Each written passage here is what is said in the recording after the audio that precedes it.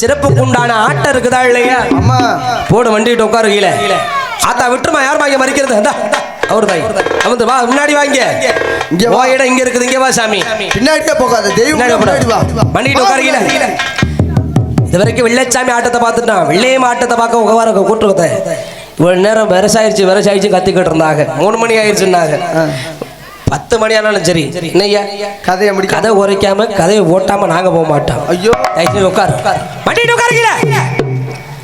ஏன் வெள்ளையம்மானா ஓ வெள்ளச்சாமி நானு, ஏன் சொல்லு கட்டுப்பட்டவன் நீனு. போட மாட்டீங்கள அடி அஞ்சும் மஞ்ச சண்டாளி அரக்கும் மஞ்ச அடி அரக்கும் மஞ்ச அழகுகள்